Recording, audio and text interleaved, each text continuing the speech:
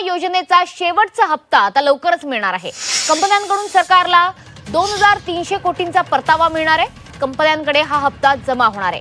पंतप्रधान खरीप पीक विमा योजनेत 7600 कोटी रुपयांचा एकूण विमा हप्ता कंपन्यांना देण्यात येणार आहे। राज्य सरकारकडून आतापर्यंत सुमारे 6584 कोटी रुपये अदा करण्यात आले। तर शेतकरी मित्रांनो नमस्कार। गेल्या अनेक दिवसांपासून तुमच्या मनात एकच प्रश्न सारखा येत आहे की अखेर पीक विम्याचे पैसे कधी भेटणार। तर तुमच्या याच प्रतीक्षेला आता फुल स्टॉप मिळण्याची शक्यता दिसते, कारण या संदर्भात एक अत्यंत मोठी आणि दिलासादायक माहिती समोर आली असून संपूर्ण राज्यात आता हालचालींना वेग आलाय। अनेक शेतकरी बांधव गेल्या कित्येक महिन्यांपासून या विम्याच्या रकमेची वाट बघत बसले होते। आता सकाळपासूनच प्रशासनाने पात्र शेतकऱ्यांच्या बँक खात्यात थेट निधी वर्ग करण्याची तयारी जोरदार पद्धतीने सुरू केली आहे। पण इथे एक गोष्ट आपण सगळ्यांनीच नीट समजून घेतली पाहिजे। शासनाचा हा सर्व निधी सर्वच लाभार्थ्यांच्या खात्यात एकदम एकाच वेळी जमा होणं शक्य नसतं। बँकेचे व्यवहार आणि प्रशासकीय पातळीवर होणारी कागदपत्रांची तपासणी यामुळे हा पैसा टप्प्याटप्प्याने पुढे सरकतो। परिणामी तुमच्या गावातील किंवा परिचयातील काही शेतकऱ्यांना ही रक्कम आधी मिळू शकते, तर काहींच्या पदरात पडायला थोडा अवधी लागू शकतो, वेळ लागू शकतो। विशेष करून 2022, 2023 आणि 2024 या वर्षांमध्ये ज्यांच्या शेतीचं अतोनात नुकसान झालं अशा शेतकऱ्यांवर प्रशासनाने विशेष लक्ष केंद्रित केलं आहे। या काळात अतिवृष्टी, पूर, अवकाळी पाऊस किंवा निसर्गाच्या इतर अवकृपेमुळे ज्यांचे हातातोंडाशी आलेले पीक वाया गेले अशा खऱ्या आणि पात्र लाभार्थ्यांपर्यंत लवकरात लवकर मदत पोहोचवण्याचा शासनाचा हा प्रामाणिक प्रयत्न दिसत आहे। आता या वाटपाचं आणखी एक वैशिष्ट्य म्हणजे प्रत्येक जिल्ह्यानुसार मिळणारी ही रक्कम वेगवेगळी असू शकते।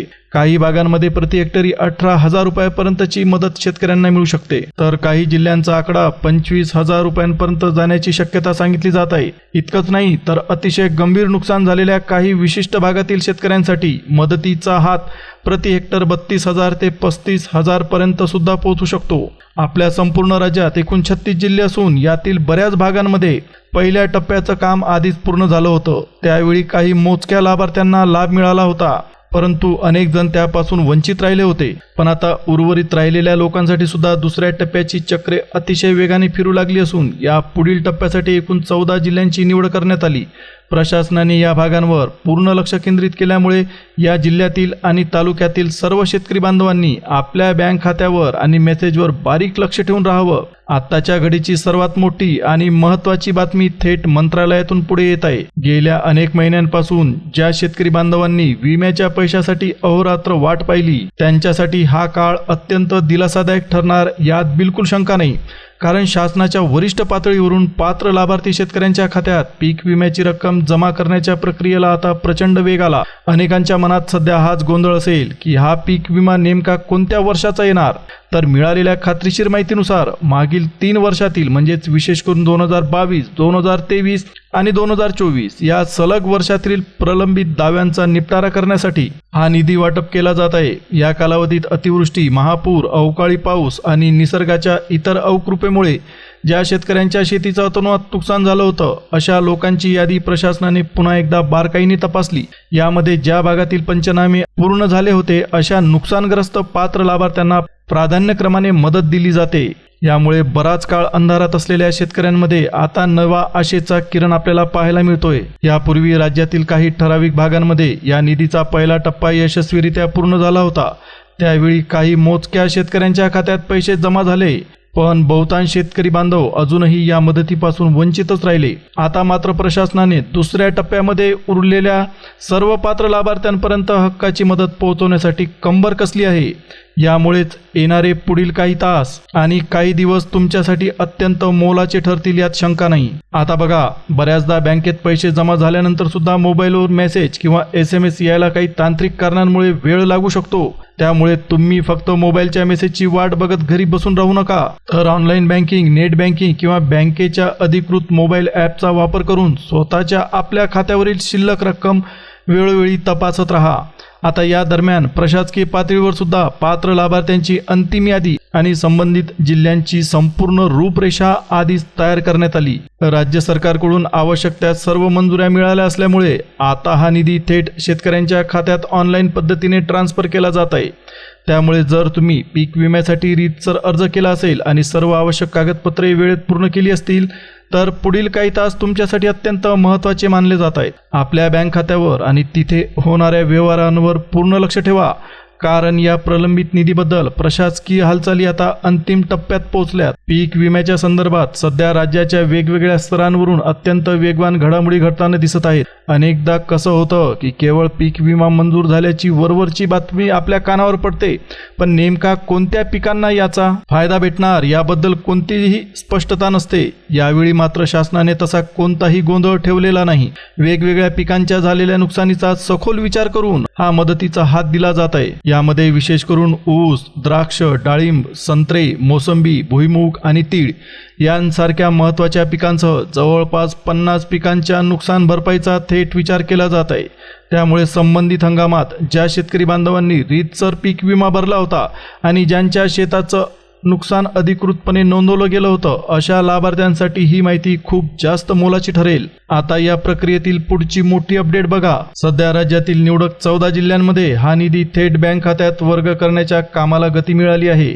आता या संदर्भात काम करणाऱ्या सर्व संबंधित बँकांना प्रशासकीय पातळीवरून आवश्यक त्या मार्गदर्शक सूचना आधीच मिळाल्या आहेत. पात्र लाभार्थ्यांच्या खात्यात कोणतीही अडचण न येता थेट रक्कम जमा व्हावी यासाठी संपूर्ण शासकीय यंत्रणा सध्या अहोरात्र सक्रिय झाली आहे. इतकंच नाही तर प्रत्येक तालुकानिहाय आणि जिल्हानिहाय पात्र शेतकऱ्यांच्या याद्या तयार करायचं काम सुद्धा अंतिम टप्प्यात पोहोचलं आहे. म्हणूनच प्रत्येक शेतकरी बांधवाने आपली कागदपत्र, अर्जाची सद्यस्थिती आणि बँक खात्याची माहिती वेळेत तपासून ठेवणं गरजेचं बनलंय. यासोबतच बऱ्याच वर्षांपासून रखडलेल्या जुन्या विम्याच्या दाव्यांबद्दल सुद्धा एक अत्यंत दिलासादायक बातमी पुढे येत आहे.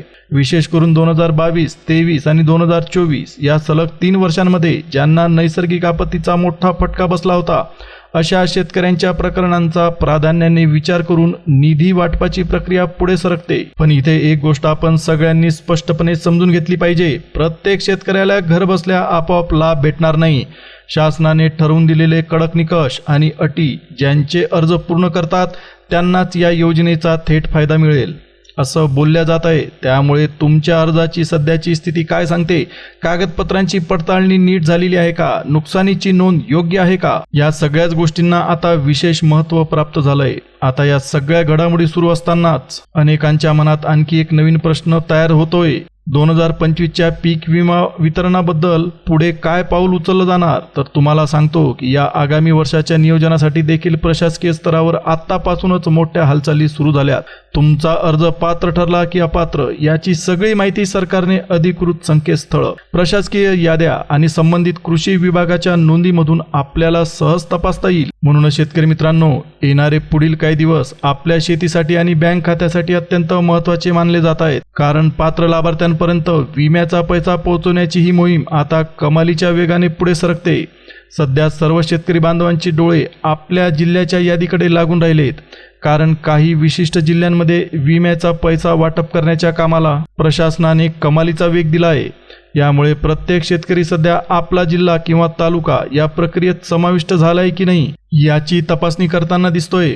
आता बघा, मागील काही दिवसात पीक विमा योजनेत मोठ्या प्रमाणात गडबड आणि अपात्र अर्जांचे घोळ समोर आले होते. याच पार्श्वभूमीवर प्रशासनाने यावेळी अत्यंत कडक पावले उचलत लाभार्थ्यांची संपूर्ण माहिती कमालीच्या गोपनीयतेने आणि काळजीपूर्वक तपासली. खोट्या अर्जांना चाळणी लावून खऱ्या अर्थाने नुकसान सोसाव्या लागलेल्या गरजू शेतकऱ्यांच्या पदरात हा निधी जावा यावर आपल्या महाराष्ट्र शासनाने पूर्ण भर दिलाय. आता नेमक्या कोणत्या भागाला याचा फायदा मिळतोय ते आपण सविस्तरपणे बघूया. समोर आलेल्या अधिकृत माहितीनुसार नंदुरबार जिल्ह्यातील बहुतांश लाभार्थ्यांची कागदपत्रे तपासून पूर्ण झाली असून तेथील पात्र तालुक्यांमध्ये पैसा जमा करण्याची प्रक्रिया सुरू झाली आहे. आता याच धर्तीवर वर्धा जिल्ह्यात सुद्धा कमालीचे नुकसान नोंदवलेल्या क्षेत्रांचा विशेष विचार करून मदत पोहोचवण्याचं नियोजन सुरू असल्याचं समजतंय. या व्यतिरिक्त सोलापूर, लातूर, वाशिम, गोंदिया, गडचिरोली, चंद्रपूर आणि भंडारा या जिल्ह्यांबद्दल सुद्धा शासकीय पातळीवर अत्यंत वेगवान हालचाली आपल्याला पाहायला मिळत आहेत. या सर्व भागातील पात्र लाभार्थ्यांच्या नोंदी अचूक तपासून निधी वाटपाची चक्र वेगाने फिरवली जात आहेत. मात्र इथे एक महत्त्वाची गोष्ट लक्षात ठेवा. धुळे जिल्ह्यातील संपूर्ण भागाला यामध्ये स्थान मिळालेलं नसून तिथल्या केवळ काही निवडक तालुक्यांनाच प्राधान्य दिलं जाण्याची दाट शक्यता आहे. त्यामुळे तुमच्या जिल्ह्यासोबतच तुमचा तालुका पात्र आहे की नाही हे अत्यंत महत्त्वाचं ठरेल. बऱ्याच शेतकऱ्यांच्या मनात सध्या हाच प्रश्न घोळत आहे की आपल्या खात्यावर नेमकी कधी लक्ष्मी प्रसन्न होणार आणि हा लाभ नेमका कोणाला भेटणार. तर तुम्हाला सांगतो की या संपूर्ण मदतीचा आकडा वेगवेगळ्या पिकांच्या नुकसानीचा आढावा घेऊनच निश्चित केला जातोय. यामध्ये प्रामुख्याने ऊस, द्राक्ष, डाळिंब, संत्रा, मोसंबी, भुईमूग आणि तीळ या आपल्या हक्काच्या पिकांसह जवळपास 50 पिकांच्या वेगवेगळ्या नुकसान प्रकरणांची सखोल तपासणी पूर्ण झाली आहे. थोडक्यात सांगायचं तर ज्या शेतकरी बांधवांनी संबंधित हंगामामध्ये वेळेत पीक विमा भरला होता आणि ज्यांच्या शेतीचं झालेलं नुकसान शासकीय पंचनाम्यामध्ये अधिकृतपणे नोंदवलं गेलं होतं, अशा सर्व लाभार्थ्यांसाठी हा काळ अत्यंत सुवर्णमय ठरणार यामध्ये बिलकुल शंका नाही. कारण तुमची संपूर्ण पात्रता सिद्ध झाल्यानंतरच हा निधी थेट तुमच्या बँक खात्यात ऑनलाईन पद्धतीने वर्ग केला जाईल. म्हणूनच शेतकरी मित्रांनो, अजिबात आळस न करता आपल्या अर्जाची चालू स्थिती काय सांगते, बँक खात्याची माहिती अचूक आहे का आणि पीक विमा नोंदणी व्यवस्थित झाली आहे का, या गोष्टी एकदा स्वतः खात्री करून तपासून घ्या. कारण राज्यातील अनेक जिल्ह्यांमध्ये हा निधी वाटप करायचं काम आता अंतिम टप्प्यात आलं असून पात्र लाभार्थ्यांच्या खात्यात पैसे पाठवण्यासाठी संपूर्ण प्रशासन युद्ध पातळीवर ऍक्टिव्ह झालेलं आपल्याला पाहायला मिळतंय. सर्वात आधी एक महत्त्वाची गोष्ट मनात पक्की करून घ्या. ज्यांनी पीक विमा वेळेत भरलाय आणि जे शासनाच्या निकषांमध्ये तंतोतंत बसतात, केवळ अशाच पात्र लाभार्थ्यांना या योजनेचा थेट फायदा मिळणार. त्यामुळे मनात कोणतीही भीती किंवा शंका बाळगायची आता बिलकुल गरज उरली नाही. जर तुमची नोंदणी कायदेशीररित्या अचूक असेल आणि सर्व प्रक्रिया वेळेत पार पडली असेल तर तुमच्या पदरात विम्याचा पैसा पडणार हे नक्की. आता तुमच्या खात्यात हा पैसा नेमका कोणत्या माध्यमातून येणार हे आपण पाहूया. डीबीटी म्हणजे थेट लाभ हस्तांतरण म्हणजे डायरेक्ट बेनिफिट ट्रान्सफरच्या माध्यमातून वेगवेगळ्या राष्ट्रीयकृत आणि खाजगी बँकांमध्ये हा निधी वर्ग करण्याच्या कामाला प्रशासनाने सुरुवात केली आहे. यामध्ये प्रामुख्याने bank of Baroda, Karnataka bank, Punjab national bank, south Indian bank, Indian overseas bank, federal bank, union bank of India, axis bank आणि सेंट्रल बँक ऑफ इंडिया यासारख्या प्रमुख बँकांचा समावेश असल्याचं समजतंय. इतकंच नाही तर ग्रामीण भागाचा विचार करता सर्व ग्रामीण विकास बँका, पेमेंट्स बँका, सेवा केंद्रे यासोबतच राज्यातील वेगवेगळ्या जिल्हा सहकारी बँका आणि स्थानिक पतसंस्था व क्रेडिट सोसायट्यांच्या माध्यमातून सुद्धा हा पैसा शेतकऱ्यांपर्यंत पोहोचवला जातोय. त्यामुळे तुमचं खातं नेमकं कोणत्या बँकेत चालतं यापेक्षा ते खातं सध्या चालू स्थितीत आहे का म्हणजे ऍक्टिव्ह असणं जास्त गरजेचं ठरेल. पण शेतकरी बांधवांनो, इथे एक अत्यंत कडक अट शासनाने ठेवली आहे. बऱ्याचदा काय होतं की केवळ कागदपत्रे अपूर्ण असल्यामुळे हक्काचा पैसा अगदी ऐनवेळी खात्यात यायचा थांबतो. आता हाच धोका टाळण्यासाठी सर्वात आधी तुमच्या बँक खात्याचा ई-केवायसी पूर्ण झाली आहे का याची बँकेत जाऊन तुम्ही खात्री करून घ्या. कारण ही तपासणी जर अपूर्ण राहिली तर निधी जमा व्हायला उशीर होऊ शकतो. यानंतर दुसरी अत्यंत महत्त्वाची गोष्ट म्हणजे फार्मर आयडी. वेगवेगळ्या शासकीय योजनांमध्ये शेतकऱ्यांची ओळख आणि अचूक तपासणी करण्यासाठी या फार्मर आयडीची माहिती सध्या तपासली जात आहे. म्हणूनच ज्यांनी अद्याप आपला फार्मर आयडी बनवून घेतलेला नसेल त्यांनी ही प्रक्रिया सुद्धा वेळेत आटोपून घेतलेली बरी. आता समजा तुमच्या जिल्ह्याचं नाव सध्या समोर आलेल्या पहिल्या यादीत दिसत नसेल तर अजिबात खचून जाऊ नका. कारण प्रशासनाने निधी वाटपाची ही जी मोहीम आहे ती टप्प्याटप्प्याने राबवण्याचं ठरवलंय. त्यामुळे येणाऱ्या पुढच्या याद्यांमध्ये उर्वरित नवीन जिल्ह्यांचा नक्कीच समावेश केला जाईल. अशा वेळी केवळ अधिकृत आणि सरकारी माहितीवरच पूर्ण विश्वास ठेवा आणि सोशल मीडियावरील कोणत्याही फसव्या अफवांना तुम्ही बळी पडू नका. आता थोडक्यात सांगायचं तर तुमचं बँक खातं आधार कार्डची लिंक झालंय का, खात्याची ई-केवायसी पूर्ण केली आहे का आणि फार्मर आयडी कार्ड अपडेट आहे का, या त्रिसूत्रीवरच आधी तुम्ही बारीक लक्ष द्या. कारण सर्व अटी पूर्ण केलेल्या पात्र लाभार्थ्यांच्या खात्यात पीक विम्याचा निधी जमा करण्याची प्रक्रिया आता कमालीच्या वेगाने पुढे सरकताना दिसत आहे. तर शेतकरी बांधवांनो, ही होती पीक विम्याबद्दल अत्यंत महत्त्वाची इम्पॉर्टंट माहिती. व्हिडिओ जर तुम्हाला आवडला असेल तर व्हिडिओला एक लाईक द्या. जवळच असलेल्या बेल नोटिफिकेशनला ऑलवर सेट करा. इतर शेतकरी बांधवांपर्यंत हा व्हिडिओ नक्की शेअर करा आणि चॅनलला सबस्क्राईब केल्याशिवाय तर तुम्ही जाऊच नका. आता आपण पुन्हा भेटूया एका नवीन अपडेटसह एका नवीन व्हिडिओमध्ये. तोपर्यंत धन्यवाद.